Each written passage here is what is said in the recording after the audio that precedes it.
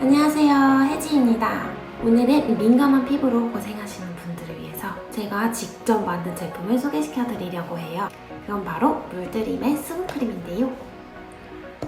오늘은 먼저 수분크림을 어떻게 활용해야 되는지 알려드리고, 또 민감한 피부를 가지신 분들은 어떤 수분크림을 골라야 하는지에 대해서도 말씀드릴 거예요. 이것저것 수분크림과 관련된 꿀팁들을 여러분들에게 알려드리려고 준비 많이 했으니까 재미있게 봐주세요. 물드림 페이셜 크림은 화해 어플을 통해서도 알 수 있으시겠지만 알레르기 유발 성분이나 그런 20가지 유해 성분들 같은 것이 전혀 들어있지 않고요. 또 인공 향료 같은 성분이 들어있지 않아요. 하지만 천연 베르가모트 오일과 같은 에센셜 오일에 인공 향이 아닌 천연 향으로 그러니까 자연에 온 것 같은 그런 순한 천연 화장품입니다. 또 이제 디메치콘이나 실리콘 성분 같은 것들도 전혀 들어있지 않은데요. 아무래도 실리콘 성분들은 환경 오염에 열할 수도 있고, 또 원래 피부의 호흡을 방해하는 성분으로 알려져 있어요. 또 에탄올 같은 성분은 건성 피부한테는 좋지 않은데요.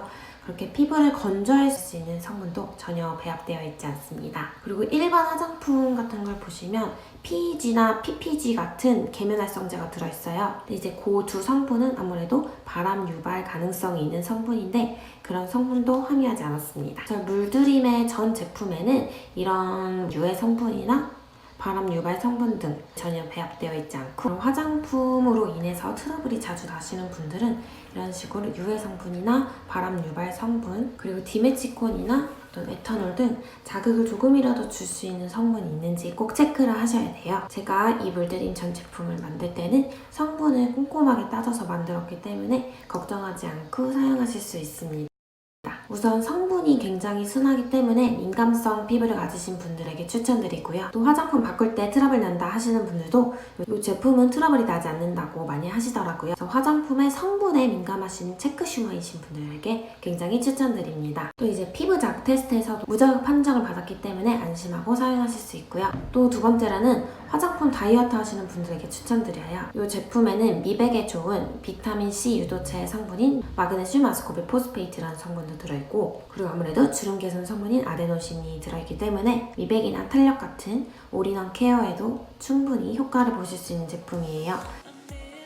또 화장품이라는 게 성분도 물론 중요하지만 피부 타입에 따른 사용법이 굉장히 중요해요. 아무래도 20대에서 30대이신 분들은 피지 분비가 많이 나오는 시기이기 때문에 너무 꾸덕한 제품을 쓰면 오히려 트러블이 날 수 있고, 이 제품을 기획했을 때는 유분감은 너무 많이 느껴지지 않으면서 빠르게 흡수되면서도 또 수분감이 굉장히 오래 유지되는 게 관건이라고 생각했어요. 실리콘 오일이 전혀 들어있지 않지만 발림성도 굉장히 좋고, 또 빠르게 스며들어서 뭔가 번들거리지도 않아. 남성분들이 사용하셨을 때에도 번들거리지 않고 빠르게 흡수돼서 편하게 쓸 수 있었다라는 평이 많이 있었습니다. 그래서 저는 속건조를 느끼시는 분들이 아무래도 이 제품을 굉장히 좋아하실 것 같아요.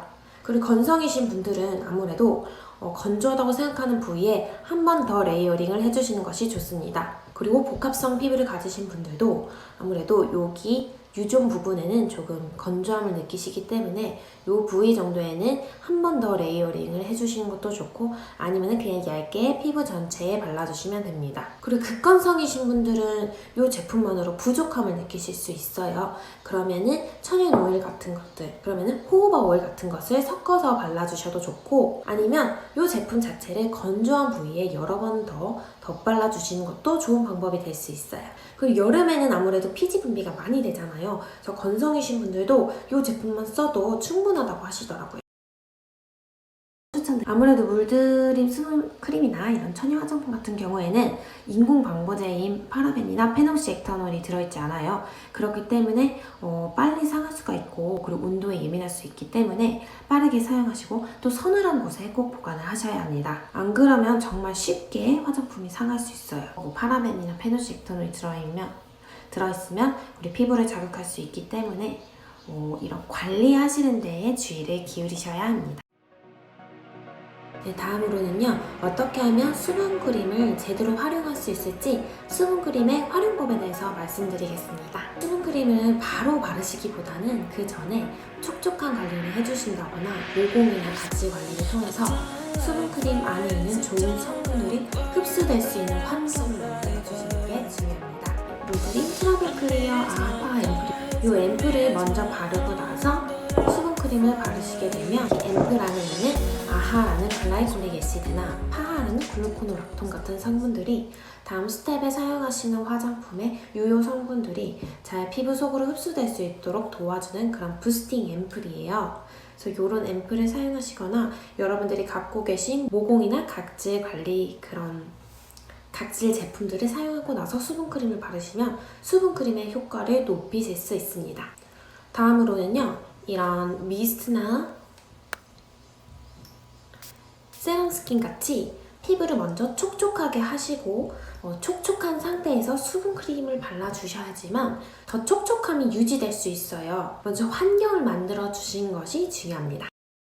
여러분들이 매일 사용하고 계시는 기초 라인은 성분을 볼 수밖에 없어요. 매일매일 하루에 3번 정도는 바르게 되는데 그 안에 뭐 바람 유발 성분이라던가 성분을 꼼꼼하게 살펴보시고 또 유효 성분이 어떤 것들이 들어있는지 체크하시는 것이 좋습니다. 저 같은 경우는 이 수분크림을 기획했을 때 민감 피부를 효과적으로 진정시켜줄 수 있으면서 또 자극은 가지 않으면서 효과적일 수 있도록 기획을 하려고 노력을 했어요. 그리고 아무래도 정제수보다는 민감한 피부나 그리고 자극된 피부를 진정시킬 수 있는 성분이 굉장히 고민을 많이 했었고 그런 민감성 피부에 좋은 천연 추출물들을 많이 배합했습니다.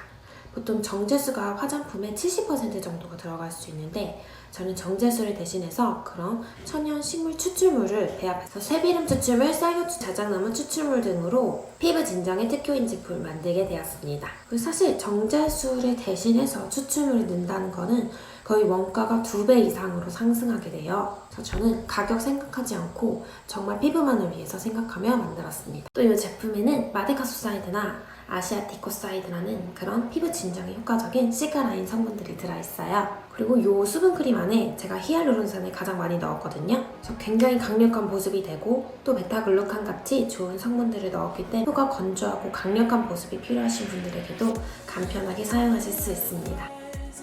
별로 수분크림을 어떻게 활용하면 좋을지에 대해서 여러분들에게 말씀드렸어요. 수분크림을 활용하실 때 그냥 수분크림만 바로 바르시기보다는 먼저 피부를 촉촉하게 하신다거나 각질 모공 관리를 먼저 하시고 또 수분크림 활용하는 방법도 말씀드렸는데요. 그냥 바로 수분크림을 바르시기보다는 먼저 미스트나 그리고 세럼 같은 거로 피부를 촉촉하게 해주시고 그 다음에 수분크림 바르시는 것을 추천드립니다. 혹은 모공 케어나 각질 케어 같은 거로 피부에 성분들이 잘 들어갈 수 있는 환경을 조성해 주시고 나서 수분크림 같은 것들을 발라주시면 됩니다. 그럼 여러분, 오늘의 제 영상이 도움이 되셨나요? 더 좋은 제품으로 더 좋은 컨텐츠로 여러분들을 찾아뵙겠습니다. 그럼 여러분 모두 안녕!